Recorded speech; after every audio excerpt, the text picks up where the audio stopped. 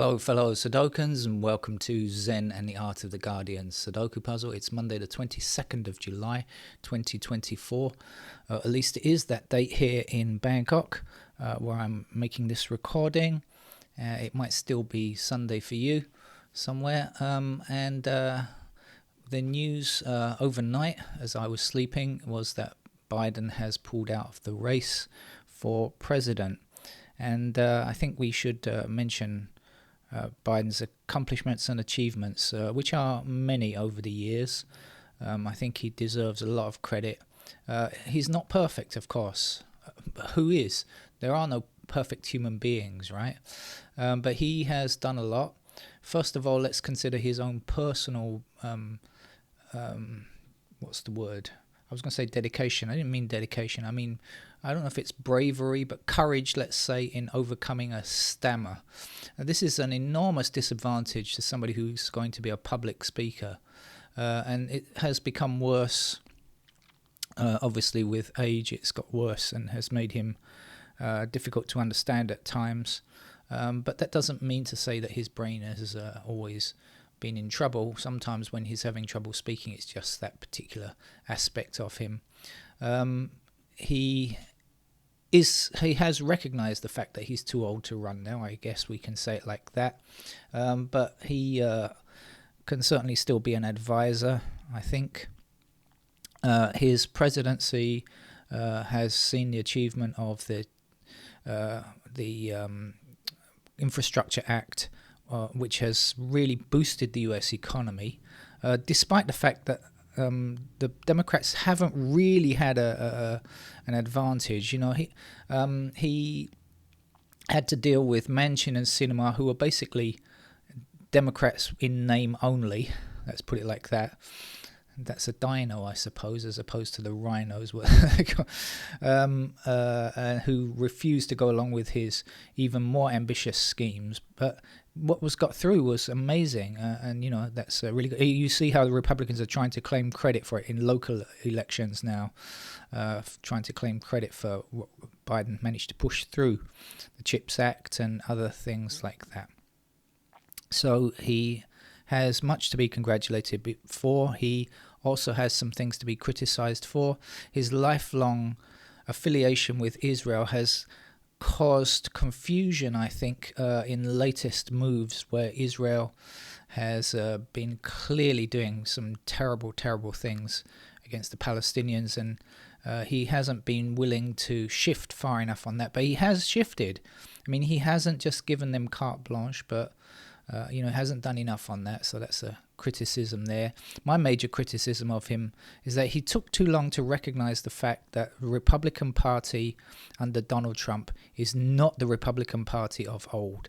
They are fascistic, if I could say such a word. There probably is such a word in outlook, and it took him a couple of years to recognize that. His appointment of Merrick Garland was the wrong choice because he wanted to just prove institutionalism would be the way forwards.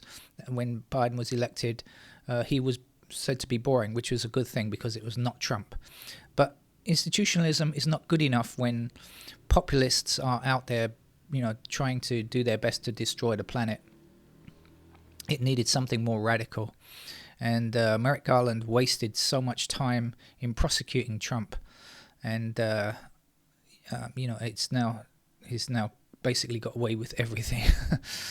Well, we'll see if that continues to be the case or not. But anyway, America has to thank Joe Biden for his service, which I think is considerable. Was he perfect? Definitely not. Is anybody perfect? Definitely not. So as I've said before on this channel, never have heroes. So he's certainly not a hero, but he certainly was somebody who tried his best, and I think is an honourable man. Thank you, Joe Biden.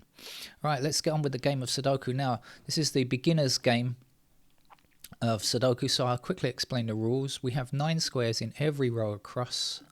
We have 9 squares in every column down. And we have 9 squares in each of these boxes, and you will see that numbers are filled into some squares, and some squares are empty. And guess what we put in there? Yes, you're right, it's numbers. And what's our lowest number? 1. Now I'll give you a guess as to what the highest number could be. 9. Yes, of course, they're single digits. There aren't any double digits in here, in this kind of Sudoku.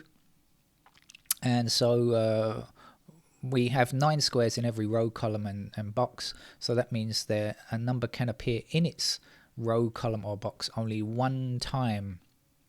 For example, look, there are 6 empty squares here.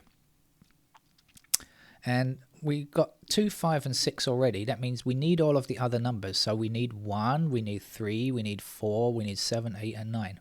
Now in particular I can see about the 9s because as I'm playing on a computer, and you may or may not be playing on a computer, but if you're using this SudokuExchange.com solver that I recommend, no affiliation with me, then you could see that, look, in this row, we already have a digit 9. So it means that digit 9 cannot reappear in this row. So can this square be 9? No, because we already have 9 in this row here. We've got a row in this 9. We've got a 9 in this row here as well. And that means that 9 can't appear in any of these squares either. All right. So one time in one row. We've got a 9 in this column that blocks all of these squares from being a 9. We've got a 9 in this column that blocks all of those squares from being 9. So look, this, and this are disallowed because of the intersecting 9s. But guess what, we've got an empty square down here. It's still white, it's not blue, and we know that that's where the 9 is going to appear. It has to be there. And so we can put it in, and we do put it in. So that's our job, that's our task. How to finish the game: we complete the game with digits in the empty squares. Okay, now let's have a look up here. We've got a lot of digits here. We have 3 empty squares. One of the missing numbers from this column is 8. And we can say that we've got an 8 blocking this square and 8 blocking this square. So neither of these 2 squares can be 8. That only leaves one white square open in this column, right? So we know that the 8 has to go there. I hope you're getting the hang of this. We'll continue with the 8s. 8 blocking down here, 8 blocking up here. When I say blocking, I mean disallowing reappearance. And that's going to put an 8 into that square there.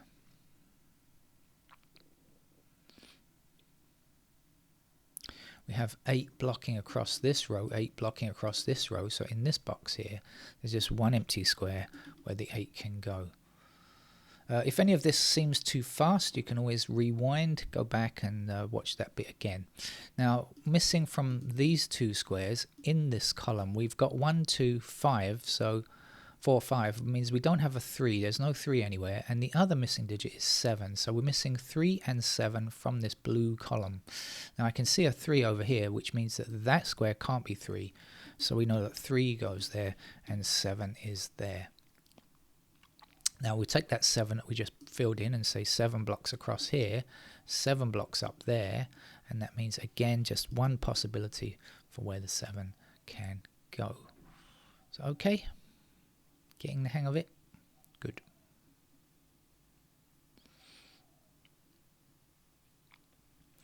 Now the key to the game is just knowing where to look, or deciding where to look, or just looking around. I mean, that's the fun of the game. It's also the difficult part of the game. We'll take 1's blocking across here, 1 blocking across here, and 1 blocking down there. And that's going to give me... Oh, excuse me, I sometimes hit the wrong keys. If you're watching any of my regular games on this channel, you'll notice that I often hit the wrong key. I also make mistakes. I'm definitely not perfect. I'm not a hero to anybody, that's for sure.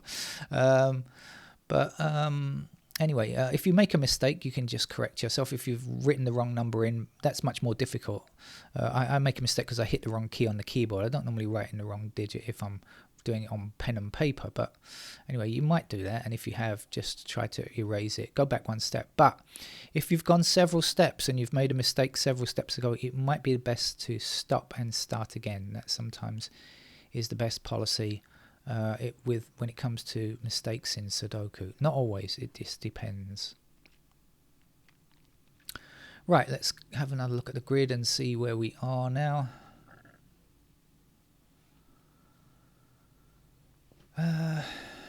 Anything looking good? I'm not sure. I can't see very much happening at the moment. So if you are playing on a computer, if you manage to click on a digit, it often highlights other instances of that digit. So for example, when I click on a 2 here, or click on a 6 or whatever, it will highlight all of the 2s, and that allows you to kind of let your eyes drift along the rows and columns to see what you might possibly find. For example, I know that 2s are either in this square or this square. Don't know which one yet though, so it's not useful yet. When I click on the 3s, I can see that 3s are going to be down there or in those squares there. I can see that because of the 3 blocking down here and the 3s blocking across there like that. But I can't place those digits just yet. But I can actually place a 3 up here. We got 3 across here, 3 across there, and that will give me a 3 in that square there.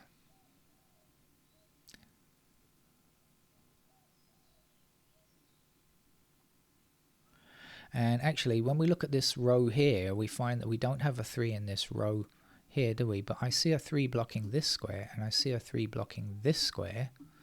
And so in fact, in this row, I know that that is the only possible place where a 3 can go. At the ends here, I know these two digits have to be 1 and 7, but I can't place them yet. So if this is 1, that's going to be 7. If this is 1, that's going to be 7. We can certainly say that. But we don't know which is which just yet. Where was I? 3s. Any more we can do on 3s? Yep, we got a 3 blocking up here and 3 across there, so we can place our 3 there. See how using this digit, a moment ago I said 3s were in one of these two squares, but now we've got the 3 there, we can say it's not there. So we can find it in that square. Let's keep going around, see what else we can find.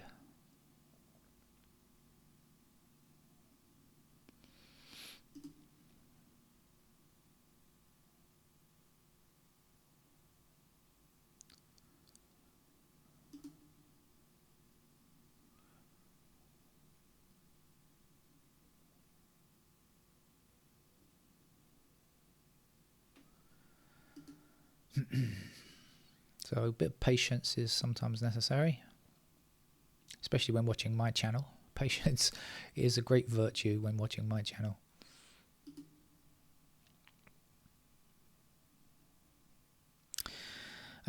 Okay, so now this is more interesting. This is the kind of thing I want to show you. So we don't have an 8 in this block here. What do we know so far? We know 8 blocks across there and 8 blocks across here. That gives us 2 possibilities, right? We could be in this square or we could be in this square. That's what we know so far. But let's look again. Let's look at this central block here. We've got 8 blocking across here and we've got 8 blocking down here. So what do we know about this block? Well, we know 8 is either here or here. Which one is it in? I don't know. But that doesn't matter. We know 8 is either here or here. So I'm going to click the 8s again and say that it's in one of those 2 squares. Now, if you remember, we just said the 8s were only available in these 2 squares. Now, because the 8 must be in one of these, this can't be 8. And we know that 8 is there. Like I say, if any of this is too fast, just go back and rewind the video. You'll do me a favor by watching it more than one time anyway. Now, which numbers are missing from this row? We've got 1, 2, 3. We don't have 4. We've got 5, 6. We don't have 7. We've got 8. We don't have 9. So, to summarize, the missing digits are 4, 7, and 9. And we've got 3 empty squares. We know that 4, 7, and 9 are in these 3 squares. Now, we look at this square and we ask ourselves, can it be 4? And we say no. Can it be 7? Definitely not. So then if it's not 4, not 7, we know that it's going to be 9 because that's the only option available. Now we'll take that 9 and say 9 blocking across here, 9 blocking across here. That's going to give us 9 in that square. We've got 4 blocking across here, which gives me the 4 there, and 7 is the last digit we need for this particular block to have all the numbers between 1 and 9. So now we've got a column finished, a block finished, and we're about to finish a row because there's only one number missing across here, and that missing number is 7. That's all we need, and now we finished there. Now we'll take that 7 down here, 7 across there. There is our 7. 7 back this way and this way gives us 7 there, and 7 up here, up there, and across here and across there says this is 7. And we have one more. What do I mean there's one more? Well, look, if you notice, we've got 7 in every row, every column, and every block, except for this block here. We don't have a 7 in this block or this row. So let's see, we've got 7 blocking across here, 7 down here, 7 up there. And now we have 7 in every row, every column, and every block. So there are no more digit 7s to find in this particular grid. There's one empty square at the end of this row. That's space for a 1. We'll take that one, say 1 blocking up here and 1 across there, gives me 1 in that square there. 3 blocks down here giving me the 3 here, and this will be a 4 to complete this particular block. 4 also blocks across here giving me a 4 in that square, and the last number to go here is a 5. One more number to complete this column, that's going to be a 2. And what's left? 5 and 6 in these squares. I don't know which is which yet. We know it's 5 and 6 here, but we can't say yet what goes there, so we'll leave that for now and we'll look for something else. Let's see what else we have. Can we get the 1s yet? No, we can't finish them yet. Can we finish the 2s? I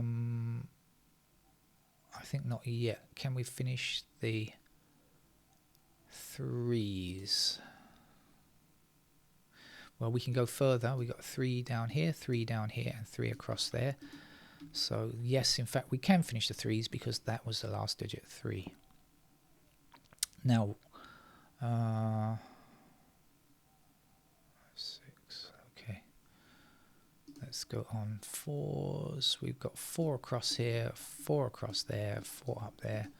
That gives us 4 in that square. 4 down here, 4 down here, 4 across there. 4 joins 3 and 7 as a completed digit. We'll keep going around the clock, shall we? In case it gives us something easy to see.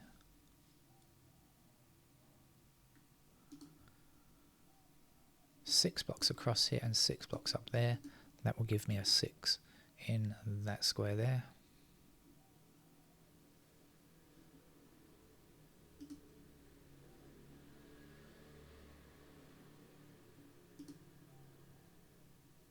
Nine blocks all the way to the end here, and there's only 1 square available there.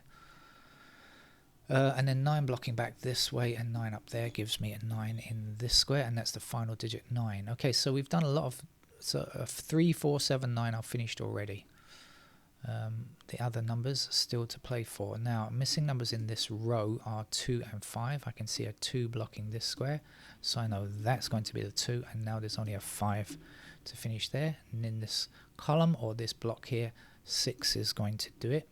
And now there's only 1 number left for this block or this row, and that's going to be I don't know what it is.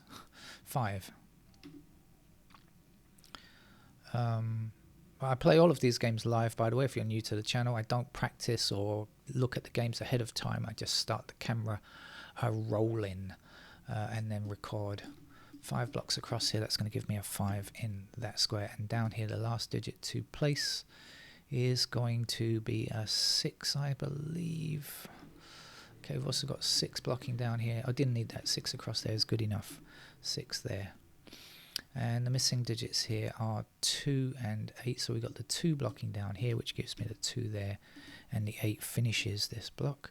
Then 8 blocks down here, giving me the 8 here. And the missing number here is 5. I'll say it again. If this is too fast, please just rewind, go back and watch it again. What's left down here? We're looking for 2, so we've got the 2 blocking down here, and the other number that we need is 5, I think. So then we've got 5 going up here, 5 up here, which gives us 5 in that square, or you could just see the missing digit from this column. It's the same thing. And then we have 2 blocking up here, which puts the 2 into that square. This is a 1 to finish the row or the block here, and 1 blocking down here gives me 1 there. And the whole game is finished by a digit 6, And as I say, if it was too fast for you, please go back. Check out the other easy level games on this channel, or beginner level games. There are lots of them, hundreds in fact, I think. So have a look at those and practice yourself. Thank you. Bye bye.